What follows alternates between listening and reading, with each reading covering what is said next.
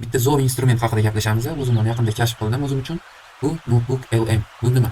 Bu bizga bergan ma'lumot asosida ishlaydigan sun'iy intellekt. Buni kuchli tarafi shundaki, bu bizga bergan ma'lumotlar asosida fikrlaydi.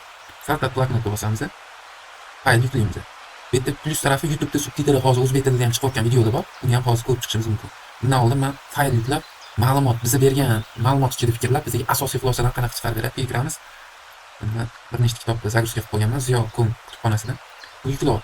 Buni plyus tarafi bu ma'lumotlar mana mana shuni ichida fikrlaysan, mana bu kitoblarni o'qi, menga mana bu tartibda ma'lumot kerak desa chiqarib beradi. Endi asosan rus tiliga moslashgan mana bu yerda juda ham qulay funksiyalari bor. Mentalniy karta ma'lumotni generatsiya qilib, qaysi tartibda nima ma'lumot nimadan kelib chiqyapti, qaysi mavzuning ichida nechta mavzu ulangan bir-biriga. Shuni ko'rsatadi.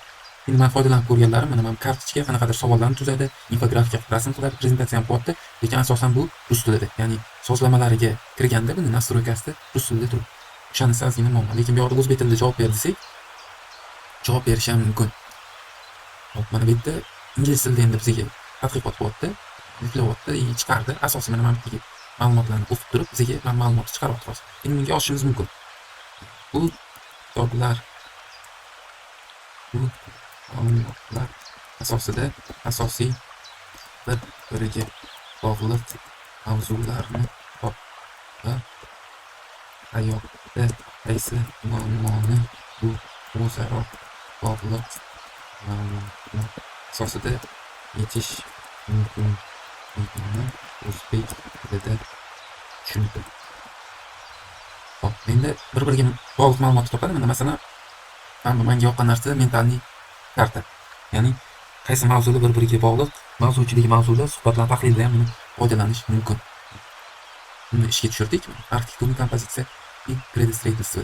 Ya'ni ma'lumotlar asosida bizga nimadan kelib chiqayotganini ko'rsatib beradi. Asosiy kompozitsiya turlari bunaqa belgilanadi. Yaxlitlik. Yo'da mana ichidagi xususiyatlar. Hajmlar buni anaqasini. Ichida ma'lumotligi ma'lum. Endi buni bittasini tanlasam, hozir naryoqda izohlashga o'tadi. Arxitektura o'sha. Buni tahlil qilib, o'zimiz mavzuga chuqurlashib, mana istalgan mavzuni tanlasak hozir chuqurlashish mumkin. Ekonomika bo'lsa, bu yo'lda ekonomikaga yo'l yo'shib boshladi. Mana bu yerda qaysi kitobdan mana kitob ichidan mana bu ma'lumotni olib, birinchi kitobda oddiy manbani ko'rsatadi.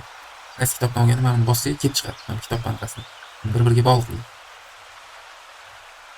Nimalar bir-biriga bog'liq? Simmetrikal mavzuda arxitekturani o'z ichiga oladi.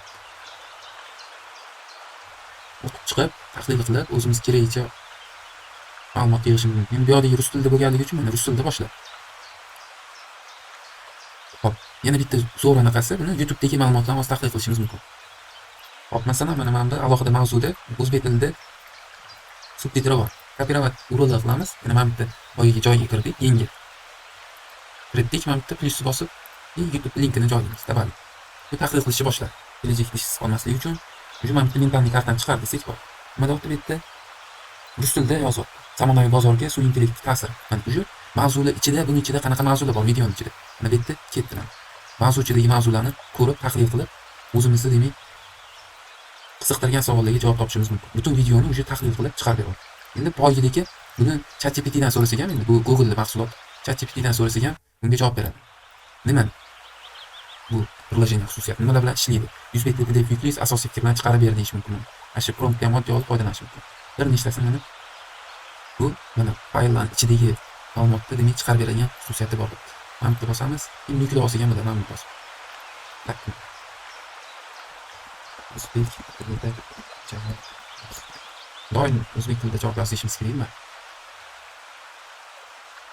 Ma'lumotni tahlil qilib chiqaryapti. Asosiy demak eski ma'lumotlarni ham OKR deyiladi, ya'ni PDF bir xilda rasm holatda bo'lsa, uni распознавать tekst qilib, o'qisi bo'ladigan qilib tahlil qilish mumkin. Auto chavandoz konsepsiyasi. Aksenchini boshqarib qo'yish, ya'ni ot sifatini boshqarib chavandoz bo'lish kerak. Xususiyatlarni tushuntirib, yana ichidagi savollarni mana shu mamlakatdagi mental kartadan yoki prezentatsiyadan olib turib, tanqidiy fikrlash yoki bundoq xususiyatlarni olib, yo'qda yozib, mavzuga chuqurlash, ma'lumotni jamlashimiz mumkin. Endi odatda bitta manbalar bilan ishlasak ham yaxshi, bitta PDF yuklab, uni ichiga chuqurlashib kirishimiz ham yaxshi. Men buni hozir bepul variantlari ham bor. Endi mendagi Pro versiya bo'lganiga ozgina qo'shimcha ko'proq istochniklarni yuklashi mumkin. Buni razницасini Google'ga yozib, ChatGPT'ga Pro versiyasini, oddiy versiyasini ko'rishingiz mumkin. Lekin oddiy versiyada ham bor deyilyapti mana bu ko'p funksiyalar.